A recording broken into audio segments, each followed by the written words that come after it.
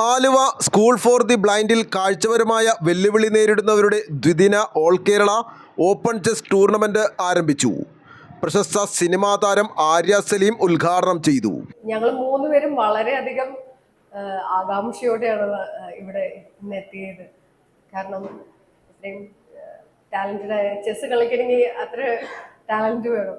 അപ്പോൾ ഇവിടെ chess competition, അപ്പോൾ അത് കാണാനുള്ള ക്യൂരിയോസിറ്റിയും ആകാംക്ഷയും ഒക്കെ കാരണമാണ് ഇപ്പൊ നമുക്ക് ഫിലിമിന്റെ ഇത് ഉണ്ടായിരുന്നു. അപ്പൊ അവരോട് നമ്മൾ പറഞ്ഞ് ഇങ്ങോട്ടേക്ക് ഓടി എത്തിയത് നിങ്ങളെല്ലാവരെയും കാണാൻ വേണ്ടിയിട്ടാണ്. അപ്പൊ ഇവിടെ എത്തിയതിൽ ഭയങ്കര സന്തോഷം, നിങ്ങളെല്ലാവരെയും കാണാൻ പറ്റിയതിൽ ഒത്തിരി സന്തോഷം.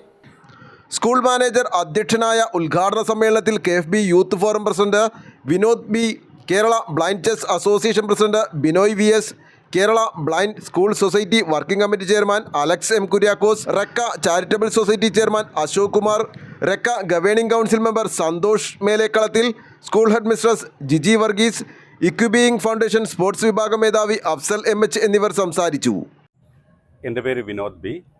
ഞാൻ Kerala federation of the blind youth forum സംസ്ഥാന പ്രസിഡൻ്റാണ്. ഇന്ന് ഇവിടെ നടക്കുന്നത് കേരള ഫെഡറേഷൻ ഓഫ് ദി ബ്ലൈൻഡും Kerala federation of the blind youth ഫോറവും അതുപോലെ സ്കൂൾ ഫോർ ദി ബ്ലൈൻഡ് ആലുവയും ചെസ് അസോസിയേഷൻ ഫോർ ദി ബ്ലൈൻഡും എറണാകുളം രേഖ ചാരിറ്റബിൾ സൊസൈറ്റിയുടെയും അതുപോലെ ഇക്വിബീയിങ് ഫൗണ്ടേഷൻ്റെയും സഹകരണത്തോടുകൂടി സംഘടിപ്പിക്കുന്ന ഓൾ കേരള ഓപ്പൺ ചെസ് ചാമ്പ്യൻഷിപ്പാണ്. അപ്പോൾ ഇതിൻ്റെ ഏറ്റവും പ്രധാനപ്പെട്ട പ്രത്യേകത സാർ ഇവിടെ സൂചിപ്പിച്ചതുപോലെ തന്നെ കാഴ്ചയുള്ളവർക്കും കാഴ്ചയില്ലാത്തവർക്കും ഒരേപോലെ മത്സരിക്കാവുന്ന ഒരു ഇനമാണ് ചെസ്സ്.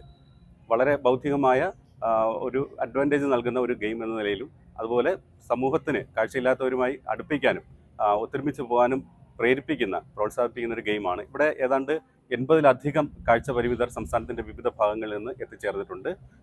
ജൂനിയർ, അതുപോലെ സീനിയർ, വനിതകൾ ഒക്കെ ഇതിൽ പങ്കാളികളാവുന്നുണ്ട്. അപ്പോൾ നാളെയാണ് ഇതിൻ്റെ സമാപനം. അപ്പോൾ ഈ ചെസ് ടൂർണമെൻറ്റ് ഒരു ചരിത്ര സംഭവമായിട്ടാണ് ഇവിടെ നടക്കുന്നത്.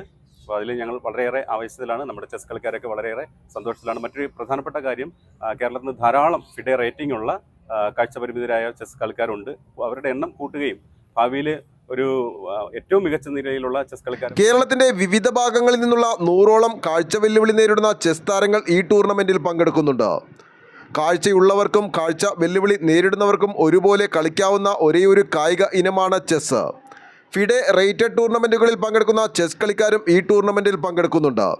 ഞായറാഴ്ച വൈകിട്ട് 3 മണിക്ക് നടക്കുന്ന സമാപന സമ്മേളനത്തിൽ വിജയികൾക്കുള്ള സമ്മാനദാനവും സർട്ടിഫിക്കറ്റ് വിതരണവും നടക്കും.